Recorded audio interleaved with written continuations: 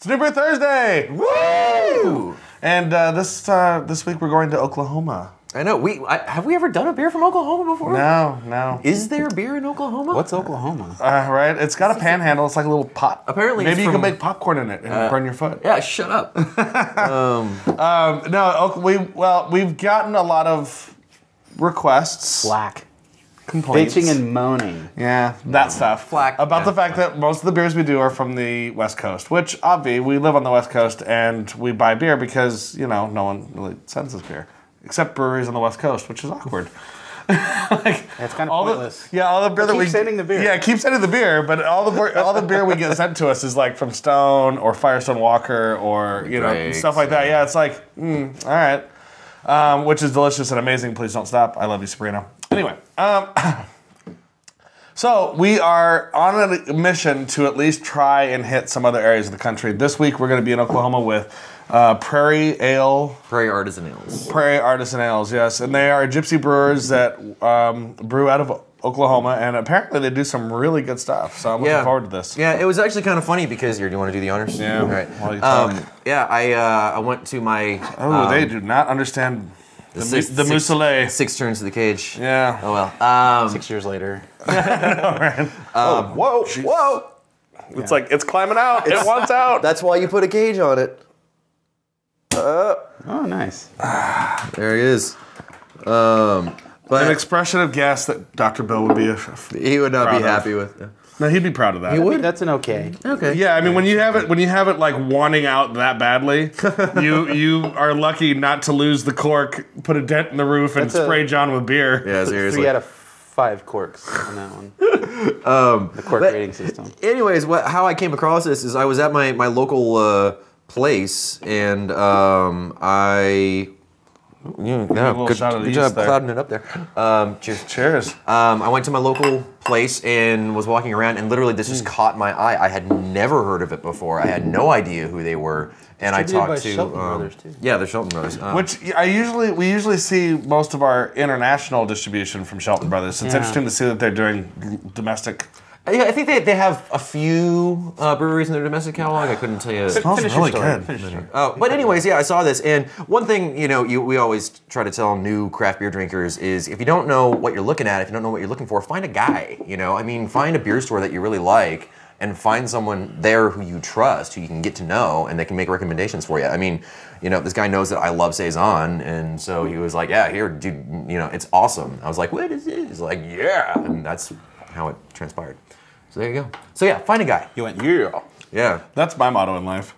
Yeah, it's got a nice fruity thing happening. Yeah, no, I love the aroma on this is amazing. Anyways, what this is it's a Saison. This one has a bunch of Saaz hops in it, and it's also Brett conditioned. So Saaz is a good hop for a Saison. It's classic. Yeah.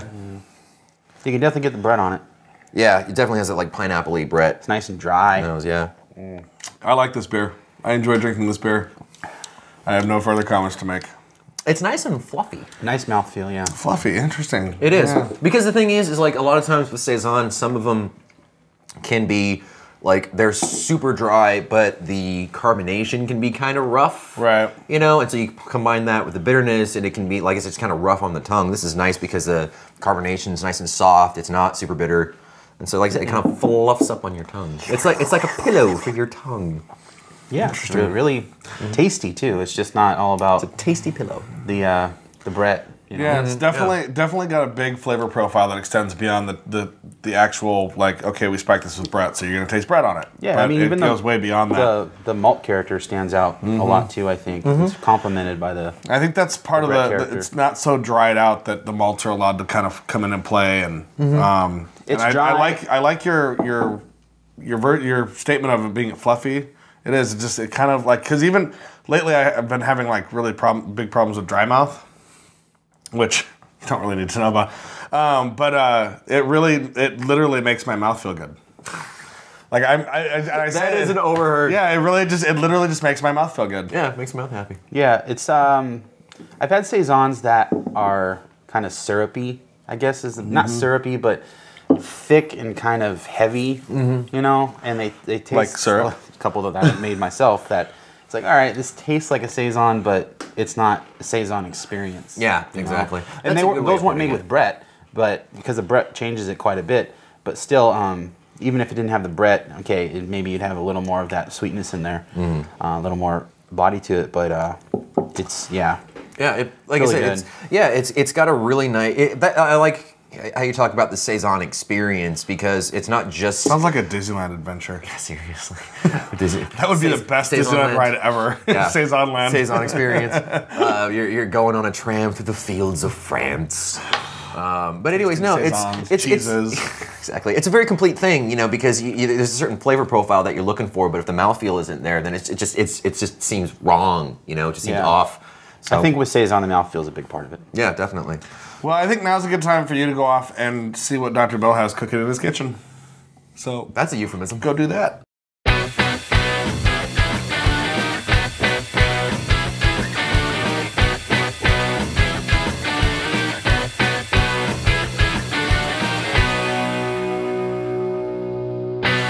Hey everyone, welcome to another Master Pairings with me, your host, Bill Sysak. Of course, Steven Johnson over here. Today, I figured, you know, we have this beer called Enjoy by at Stone. It's quite fresh, quite delicious. This is actually bottled 2 days ago? 2 days ago, exactly. So, although if you see what we may put this episode on, it might not be 2 days before, but the day we're shooting this is 2 days prior, correct? Yes. Right? Makes sense? I mean, because we're not releasing it today. Right. So we don't want to confuse them. So, Stephen, if you would like to pour that. Today I have an aged white cheddar. Goes beautifully with a great IPA.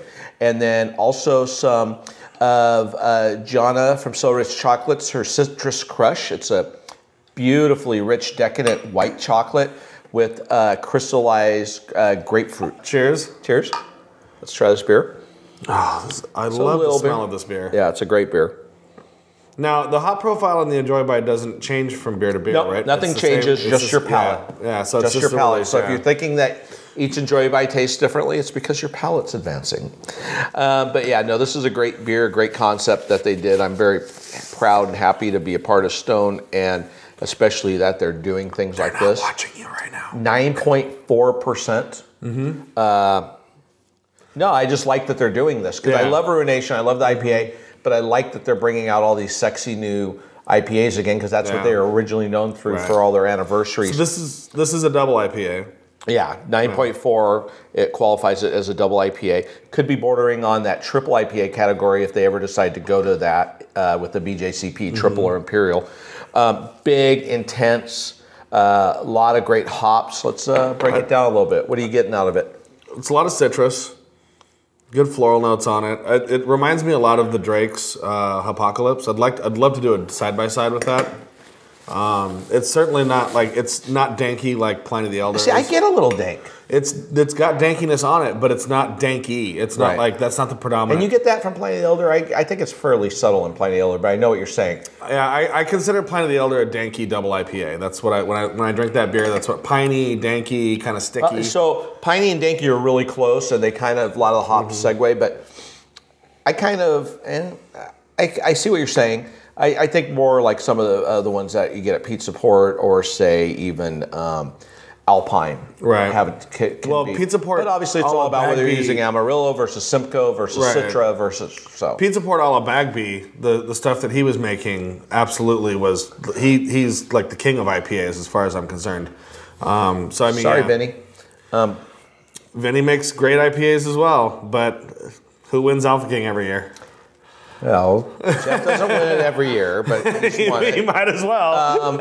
I would say Jeff, and I've always said this to all of them, to their faces, Jeff, Pat, and Vinny are the three premier IPA producers in the world. Pat being Alpine. Yes. I mean, trust me, Tommy's made a bunch of great IPAs. There's a lot of great IPAs being made out there. Heady Topper, Bell's, Hop Slam. John Martin from Drake's. Yeah, Avery. So it's not just California, but one of the criteria that I took from that was Okay, let's see. Have you made 15 IPAs before in your career? Right. Commercially. And if so, how have they been received? What's the historical significance? Where have they been? So, you know, all those guys have made numerous IPAs. And Bill doesn't just they're all like a beer, exceptional. he likes the history of the beer. Yeah, well, that's what I do. So anyways, we have this great Enjoy By. It is delicious. I'm going to try it I with see this the cheese. dankness. I see the fruit. You get definitely tropical fruit. Aged white cheddar, 2-year, and then we have this wonderful chocolate. So yeah, I think we should have cheese. Little caramelization, but a nice bitterness. It brings just a bit of a nuttiness to it. Oh yeah, that's the age. And it really, I think the aroma from the cheese kind of knocks back the aroma from the beer, but it brings a little bit more of the tropical fruit notes Oh yeah, out. the fruit comes out big. Yeah, it's delicious. That works a really great well beer. with this. But it doesn't even though this is a huge beer, it doesn't overwhelm this. It settles. I think it makes the bitterness a little bit more subtle, brings that fruit note up a little bit, and knocks the aroma back just a little bit so that it balances nicely with That's the pretty aged good, cheese. Steve. That's pretty good. I like that. Thank What you. you're saying. All right, now I'm going to dive into this. Yeah, dive in. I washed my hands a week ago, so you're fine. Oh, fair enough. So Now this is a citrus crunch. Is that what? yeah, grapefruit. Grapefruit. So it's intense bitterness right off God, yeah. right off the beginning. Rich Oh my God. citrus. You get grapefruit, and then at the end of this, you almost get like the pith of the grapefruit, where if you get some of the white part of it. Yeah, because it's dried grapefruit, so it's intense. The flavor is intense. really good. Oh wow. Okay. So you're not dealing with an aroma on the chocolate necessarily. Although it's there, if you smell it. you're getting Shall I smell your food? you're getting the white chocolate aroma, but that's very subtle. But the grapefruit aroma that's coming off of this enhances the aroma of the hops in this beer, and it just really brings out that fruit characteristic. And the bitterness does such amazing things with the sweetness of the chocolate. Well, it's like a grapefruit exploded in your mouth, first of all. Yeah.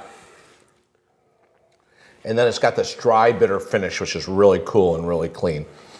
But then what happens is after that hits, then you still have that white chocolate creaminess, rich, buttery mouthfeel that's there. This I was questioning. I don't normally question you because I know better. This I was like, chocolate and IPA? Silly boy. I know. But this is amazing. And that's actually better than this one. I know, right? A little bit like, whoa. So, yeah, so once again, John, a great job. So Rich Chocolates, San Diego. And great, really nice cheddar. And thank you, Stone, for this great beer. Cheers. Cheers. Cheers, everyone. And we're back. Master Pranks was awesome. As per usual. Huge. Obvi. So now we're going to break into our second bottle, and this is the Prairie Artisan Ales Prairie Hop. Yes. This is a dry hopped Belgian style ale, and gets amazingly good reviews. Yeah, that's another reason. On It's a, like- okay, Prairie Ales. Your beers are amazing. Beers are great. But calm down with the goddamn muselays. 6 turns. 6 turns to a That's cage. it. 6 turns to a cage. Yeah, there's like what 13. This is 14? literally going to take the 6, rest of the day to 7. get this It out. might break 8, off. You might not be able to get it 9, off. Right. 10, 11, Ow, fucker. God damn it. 12. No, yeah. See, that's what I'm saying. Oh, wait, no, I've You're gone back. I'm retwisting it. now You're I'm retwisting retwisting it it. now. There it is. Okay. I think that was 12 turns to the Wait. cage. Yikes. Wow. This one's not trying to escape. It's not going to explode quite the same way. Yeah, this one is dry hop. One thing I gotta say, Prairie, love your beer. Gotta get more info on the internet because I was trying to find what hops this was. Yeah, your and website stuff sucks. Like that. Seriously, It's- really bad. We're just being real. Yeah. No, I mean, we'll never do a beer we don't like on the show, but if you have a bad website, we're calling you out on that shit. Yvonne just said we'll that say was so. mean. I'm sorry. It's so easy to get a nice looking website. Just, Yeah, get what a we're trying to blog. say is great beers, would love to learn more about them. If you need a website, contact me. I'll take care of you. You will. I'll handle it. You will. More ways than one. Websites aren't their thing. Cheers. Cheers. We're in the age of the internet. I mean, if you don't have a good website, you're not selling your product properly. Ooh.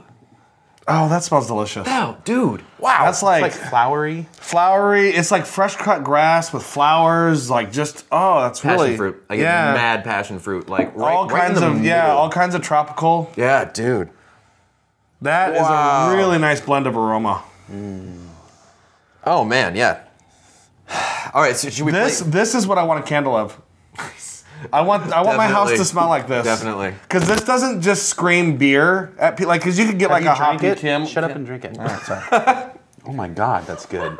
Holy shit. Wow, that is good. Oh my goodness. This is not at all what I expected. It's like candy. Yeah. It is. This is extremely like, sweet, very dry, nice. Did you just say extremely sweet and very No, dry? Yes. it can be sweet and dry. Yes, and that's what I'm saying. Is like this does not leave that like stickiness in your mouth, but it's all kinds of fruit and sweetness and deliciousness, and that's all the hops. That's all the hops that are just like doing that right there. Should we play guess the hop right now? This is refreshing. Like, I'm gonna hot guess day this is, by the pool beer right here. Dude, seriously. I'm gonna guess this has got to be like maybe a New Zealand variety. You know, maybe like one of the more obscure ones, like cow or something like that. Well, I can see like Galaxy. Galaxy, yeah, that's a good one. I mean, maybe like one of the newer varieties, like a Mosaic or something like that. Even though that one tends more on like the citrus blueberry. This one is so cutting edge. The hop doesn't even have a name. It's just a number. Exactly. Yeah. Actually, it may be. It may be. But no, this is definitely a blend of several different hops because I'm getting just a hint of pine on it. I'm getting a lot of the tropical fruit notes and whatever. Yeah, but see, I'm mouthfeel, it's not drying the beer out so much that it like sticks like. Yeah, it's nice because like I think it's perfect. Yeah, we've said before. I mean, you know, there's when you use a lot of hops, there's a certain texture that hop oil can provide just on your tongue, and it's nice because it's carbonated just enough, it's just dry enough where it kind of balances out that hop oil weight, you know what I mean? So you still get a little bit of stickiness, but the carbonation kind of lifts it back up off your tongue, you know what I mean? And it's hoppy and it's not too bitter. Hoppy. Right. Yeah, exactly. It's more of the This is like massive dry hop. like, especially on this is one of the most flavorful. Like I haven't had a beer like this I get so much flavor from the hops. I did not expect this out of this bottle. It's got just a Like nice this is not what Belgian this character. is not what I expect from a Belgian IPA that's been corked and caged. I mean, this seems No, like I a don't think really it's an IPA. fresh. I think it's just a Belgian ale. Right, but I mean, it tastes like a really fresh, well done IPA. Yeah, it's true, but it's nice Without because the it's bitterness, still though. Right. Yeah, without the bitterness, and it still has those nice, like, kind of spicy, like farmhouse kind of notes to it. It's you know what I mean? really, really good. This is So awesome. I'm really curious to know like if people in Oklahoma have access to this beer, like what the distribution is for this thing. Because I think they do. I'm shocked to find like it's one thing to get a bigger sized brewer to distribute out to the West Coast, but some gypsy dudes that are brewing out of Oklahoma, that's shocking to find this in a store in the West Coast. Yeah, I was really. That sounds really bad to say, but I mean, But just it's because true. I I don't mean, that's- expect Oklahoma to make. It's not even about Oklahoma. It's just about like That any part of the small country? brewery in the Midwest or the East Yeah. Coast getting out to this level. I mean, because you look at like Surly, who's huge, and they're like, "Fuck it, we're not even going out of Minnesota anymore." You know, because they just can't deal with the amount of that it takes to distribute that Well, way. but it's kind of nice because when you have beers like this, you know, because I'm assuming that they bottle the majority of their output, then you can supply like your area pretty well, but then you can also spread it around pretty well Right. too because. I wonder. if you- This doesn't seem like the kind of brewery that would be kegging a lot of stuff. Yeah, exactly. Because that's the thing about a lot of, like, for example, Surly. I would assume that they keg. Most of their stuff is kegged. Right, and or at least they keg a huge chunk of it, and so Right. they have draft accounts that they have to keep Right. up with. You know, if you don't necessarily have to do that, then it gives you a little bit more flexibility, which is an assumption that we're making because we didn't get a whole lot of information off their website. Yeah. Circle. There it is. So anyway, if you're from Oklahoma or not from Oklahoma, if you've ever had this beer, like shoot me an email. Let me know how you got it. I'd be interested to know because curious to see where exactly they go. and if for perchance the brewers from Prairie Ale are watching us, also shoot me an email and let me know about your stuff because, like I said, your website sucks and we didn't get any information off of it. So we would like to know more about you. for sure, especially after drinking this. You're doing really good shit. So Wow. cheers to you. Yeah. And as always, cheers to you. The greater you, the royal you. And until next week, stay safe and drink beer. Cheers.